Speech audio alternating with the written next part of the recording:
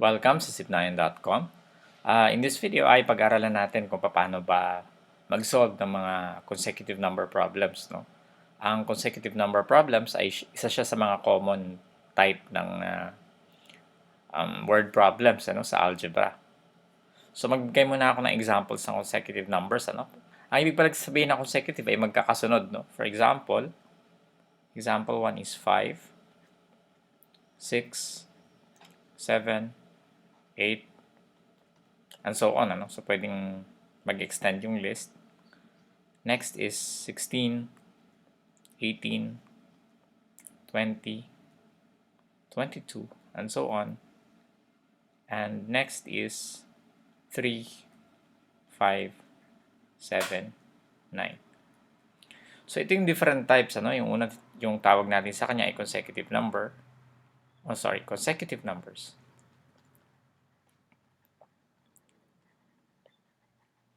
Yung pangalawa natin is consecutive or are consecutive even numbers.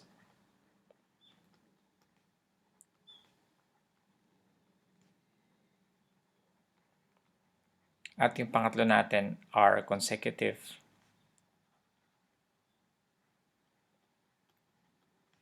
odd numbers. Siguro, alam niyo naman ang pagkakaiba ng odd tsaka even, So, pag sinabi natin odd, siya yung numbers na pag dinivide natin sa 2 ay may remainder na 1.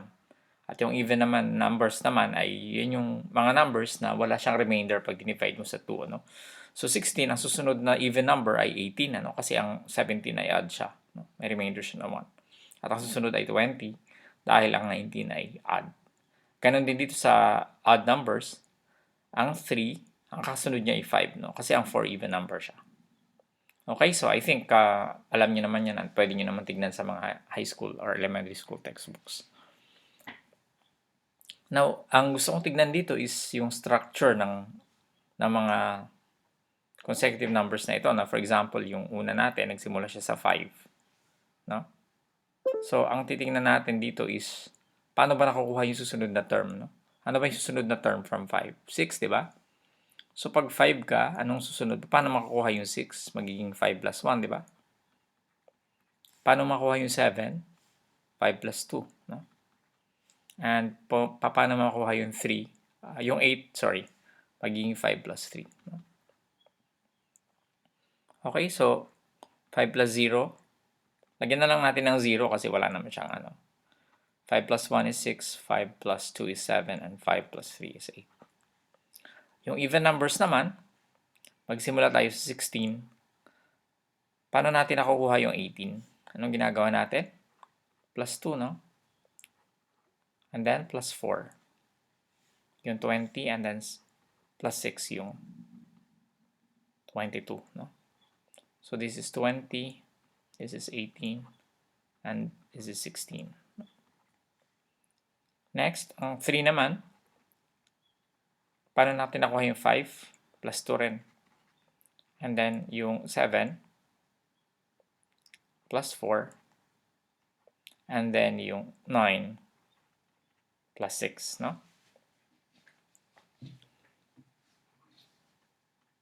So, tignan nyo munang mabuti yung pattern, Tignan nyo kung anong pagkakapareho at kung anong pagkakaiba.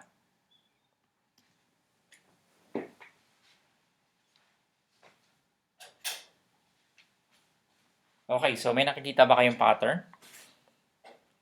Okay, so kung makikita ninyo, pareho yung odd tsaka yung even, Nagpa plus 2, plus 4, plus 6 siya. Ang nagkakaiba lang is yung consecutive numbers. So kung ibig sabihin, kung magsimula tayo sa x, usually, di ba ang tinatanong natin is, ano ba yung, saan ba siya nagsimula o ano ba yung x, So, kung ang x natin ay 5, ano yung susunod na number? Diba? 5 plus 1? So, meaning x plus 1, At yung susunod ay x plus 2, Kung magkakasunod sila. At yung susunod ay x plus 3. Okay? So, nakikita niyo yung pattern. And also, kung odd at saka even, pareho silang dalawa na nagpa-plus 2, So, x plus 2, x plus 4, and x plus 6. Okay? Ganun din sa odd numbers, no? So, yun lang yung dapat ninyong tandaan, no? X plus 2, x plus 4, and x plus 6.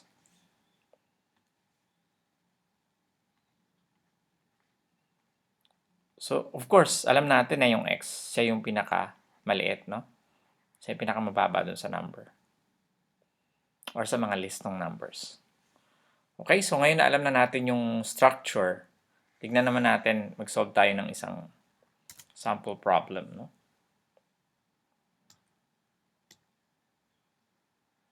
Naka-red ito.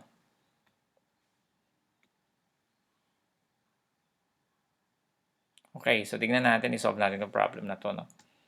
So the sum of two consecutive numbers is 81. What are the numbers? So consecutive siya, no? Wala siya sinabing even or odd. Ibig sabihin, yung unang number natin is x. At yung susunod number natin is x plus 1, di ba? Ito yung smallest number bale, yung first number natin. First or smallest, no? And then yung x plus 1 natin is yung second number.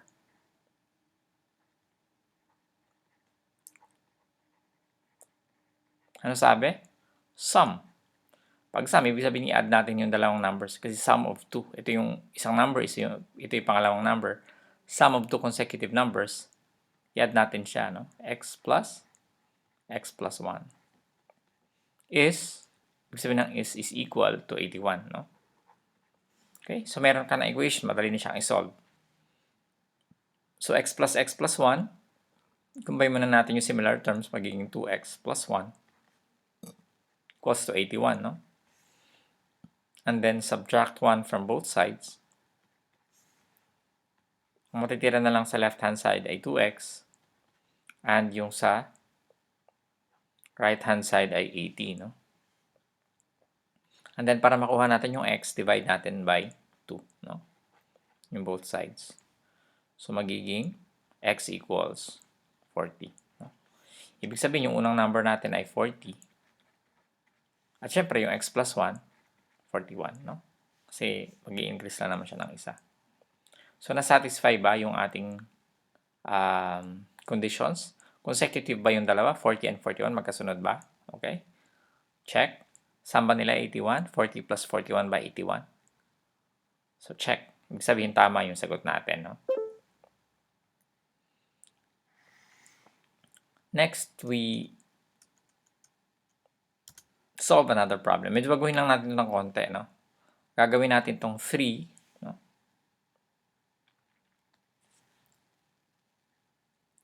3.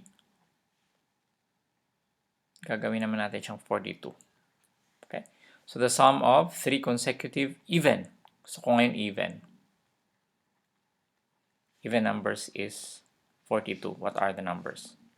So ano nga ulit pag even? X is the smallest. Ang susunod ay x plus 2. Susunod ay x plus 4. So this is the first number.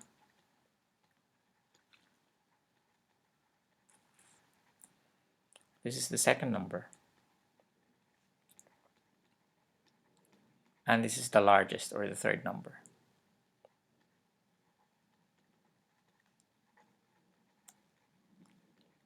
So, i-add natin to kasi sum pa rin naman, di ba? So, x plus 1, or sorry, x plus 2 plus x plus 4 equals 42. No? And then 3x, tatlong x, plus 6 equals 42. So, para matanggal yung 6, mag-minus 6 tayo on both sides. No? So, matitira na lang is 3x sa left-hand side and 36. 42 minus 6 is 36 sa right-hand side, no? And then we divide both equations by, or both sides of the equation by 3. So, magiging 36 over 3, which means that x equals 12. So, ang x natin is 12. Ano susunod? X plus 2, di ba? So, magiging 14 kasi even nga siya. And then yung x plus 4 natin is 16. Consecutive ba siya? Consecutive even numbers ba yung tatlo? Yes, 12, 14, 16 are consecutive even numbers. Ang sum pa nila ay 42. So, check natin 12, 16, 14, and 16. So, 10 plus 2 is 12. Carry 1, 42. So, tama yung ating sagot. Okay, so I hope meron kayong natutunan dito sa problems na ito at dito sa video na ito, and see you in the next video.